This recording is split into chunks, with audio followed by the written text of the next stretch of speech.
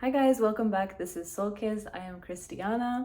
I wanted to talk today about why people get rejected in our lives. I think that we're all so used to have putting ourselves out there, right? And such a common thing that we see, especially the more that we age. And I see this way more in the 20s because it's that shift from being a kid into adulthood, right? So people I call it calcify, like they calcify as adults and like harden themselves, where we no longer are taking the vulnerable risk of putting ourselves out there and really being true to ourselves and really holding ourselves in an authentic way in front of other people. And it got me thinking about when this first started happening, right? Like, how did we start learning to calcify ourselves?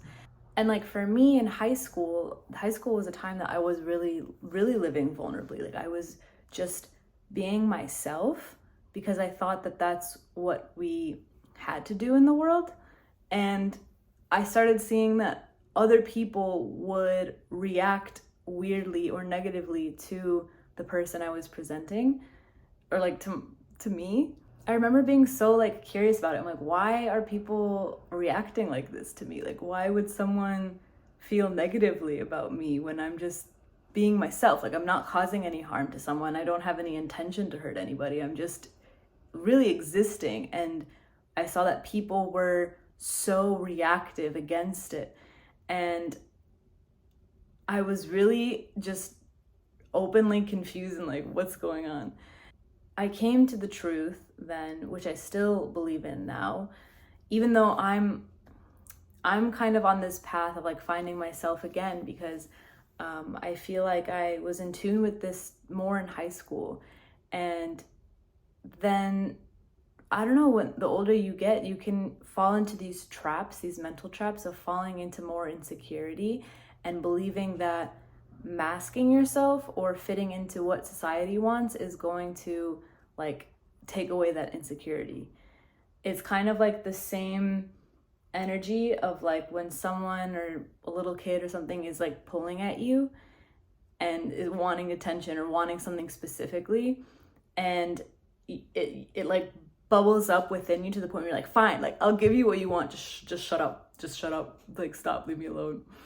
And that's how I see it. Like we feel so poked at by the world and so irritated, and we're like, okay, it must be something that I must internally shift. Like I'll just give them what they want, I'll give the world what it wants in order to stop the poking. Like we think that it'll stop the aggravation inside, but it doesn't, and it only builds up upon itself, right? So people only reject you when you hold up a mirror for them. I'll explain. People are only rejecting you when you hold up a mirror to their own self.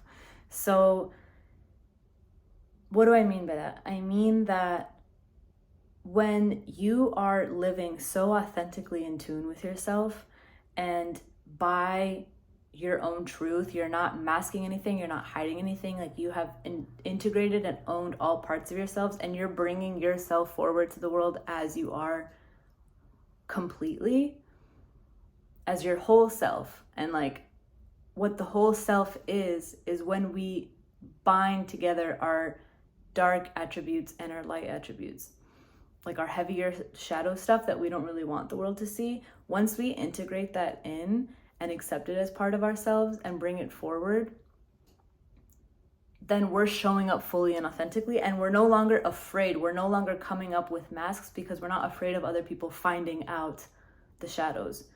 And I think that where this comes from is stemming from our most important relationships when we're growing older, which is our family, our parents. When we are children are so pure and so innocent, and they don't know how else to be other than themselves. And so we're showing up in the world as our full selves. And when we are interacting with our parents in such a pure way, and they learn to shut out these parts of themselves from their own conditioning, from their own hurts, their own traumas, their own societal pressures that they've learned to suppress.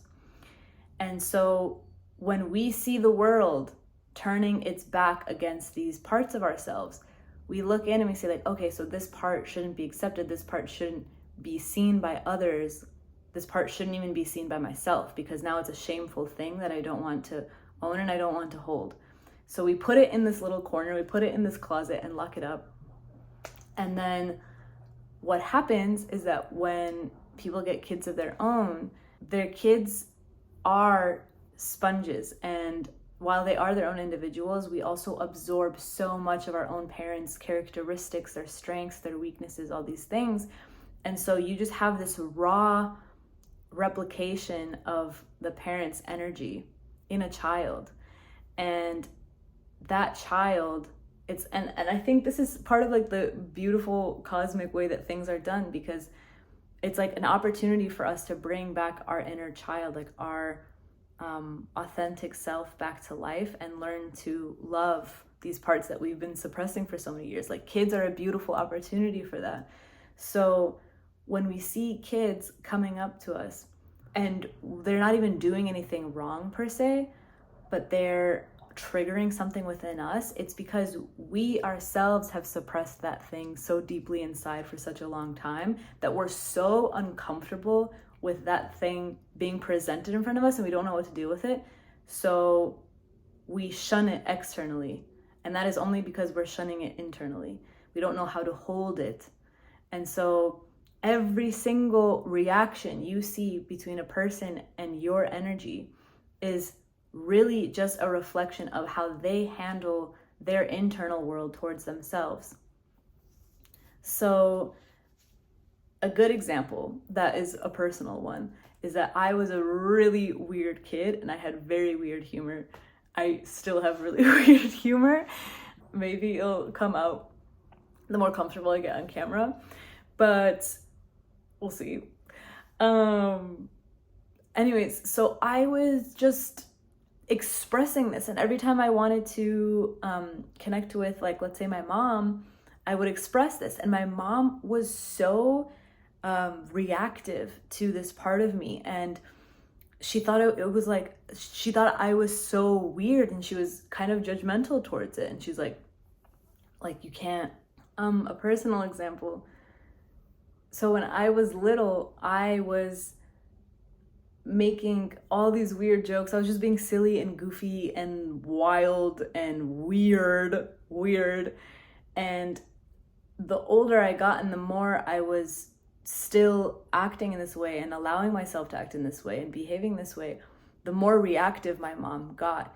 And the more I felt shut down in front of her with those parts of me. Like, it felt like I couldn't present these parts of myself to her without some sort of reaction that made me feel like it was a bad thing to show her. And I grew up for so long with like hurt for sure, and confusion, and believing that it was something about me that was unsettling.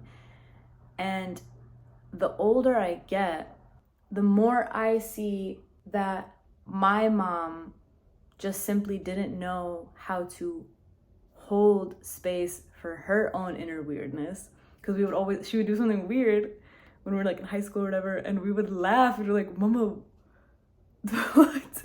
Like one time she was like pretending to like drum the air, and we just like never saw that in her, and we'll tell her like, Mama, you're weird, but like in a good way.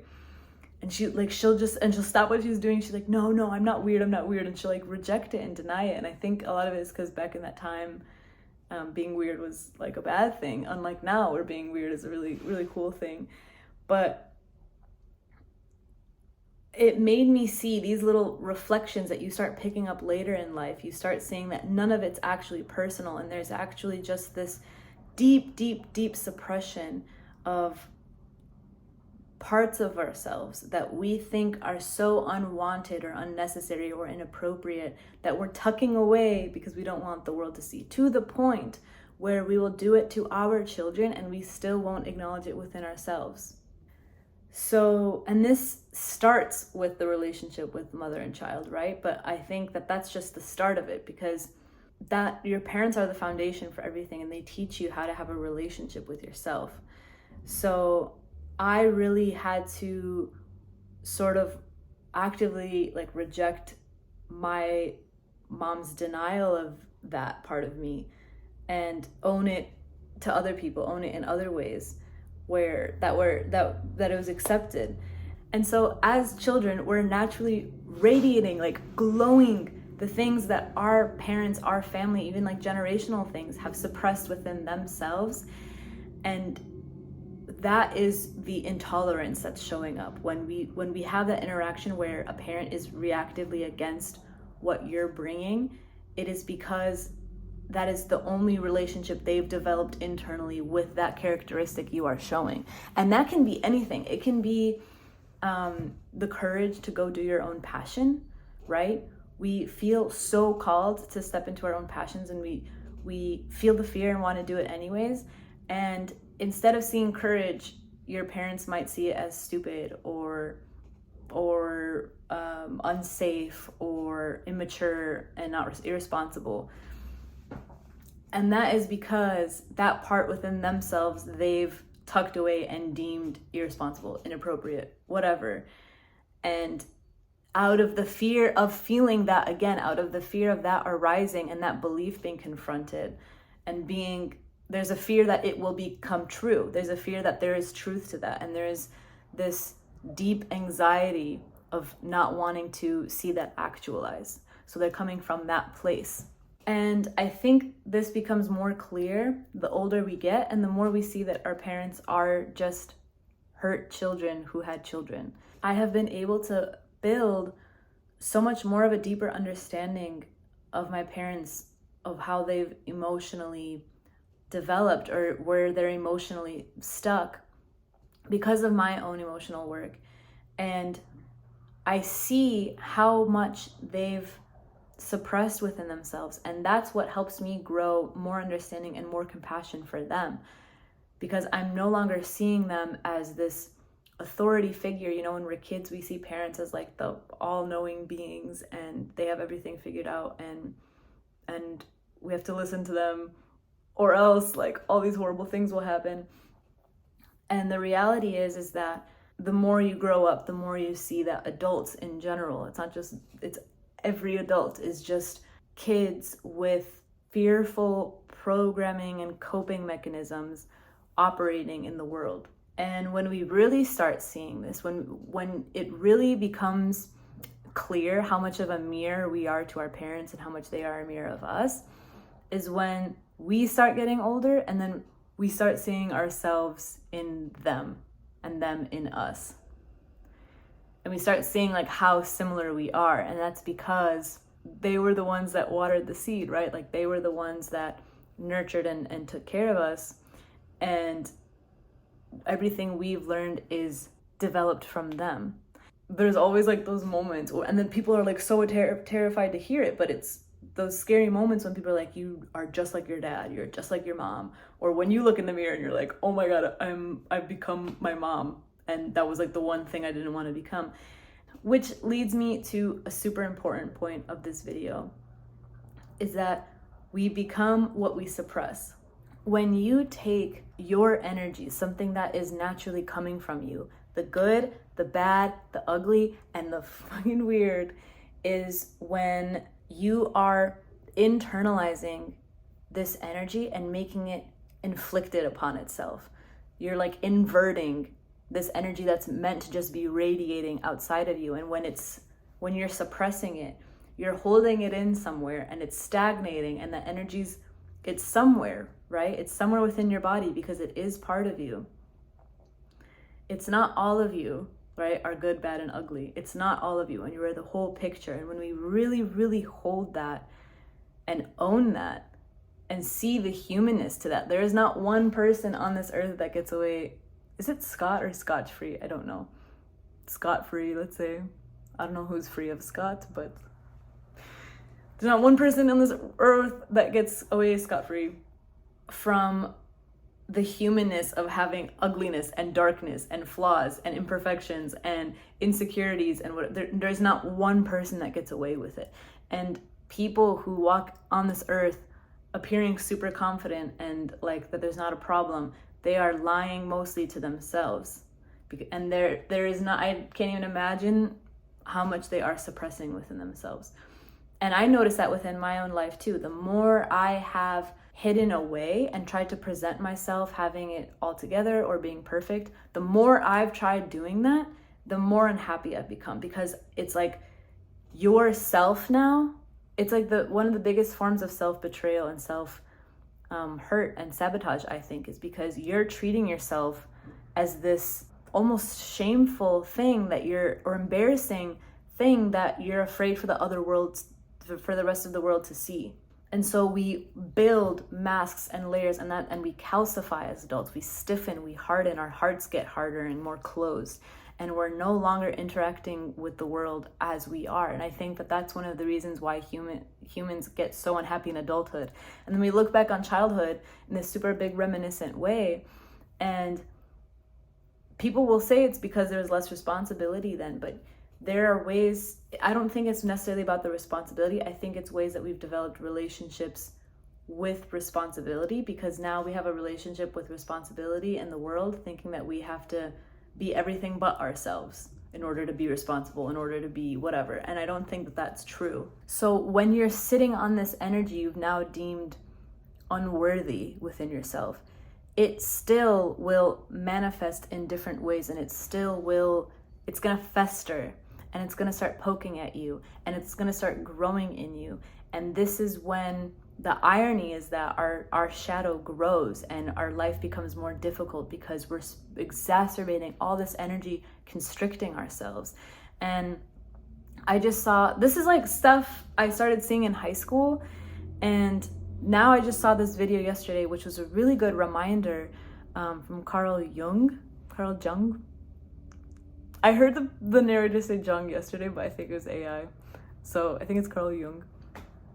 But his work for spiritual shadow integration, we'll call it, but I don't like how spiritualized that's gotten, because it feels kind of abstract and in the air, and people might not take it for what it really is because of how it's used, like so many other words out there now. But I'm gonna have this next video is going to be more about that, about integrating our darker aspects. But the great irony in life is that when we bring to the table all these embarrassing, rejected, denied, shameful, irresponsible, like any title you want to put, anything you've tucked away, when we bring that to the table and we're allowing that to hold space within us, then our demeanor, our walk, we shift differently. We shift into a different space. We interact with the world differently.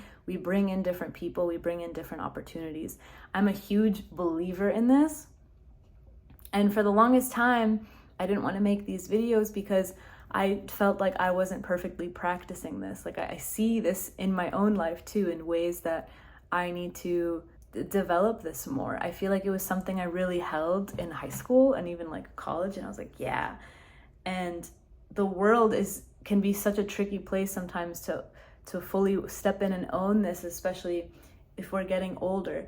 I don't think we're locked in to anything. Like it's not like there's no way that you can get these parts of yourselves back out, but we have to be willing to open our hearts. At the end of the day, it's about opening our hearts. Your heart gets so stiffened by all of these experiences that tells you that you have to be everything but yourself and do everything but what you want to do. We get calcified, and that's really the work that I'm always doing, that I've dedicated myself to doing, and that I want to help other people do ultimately, is learning how to open our hearts back up. And people freak out when they hear that, because they think it's like a bad thing to have open hearts, because then we're more vulnerable to pain, more vulnerable to getting hurt from people, more vulnerable to deception or betrayal or cheating or whatever.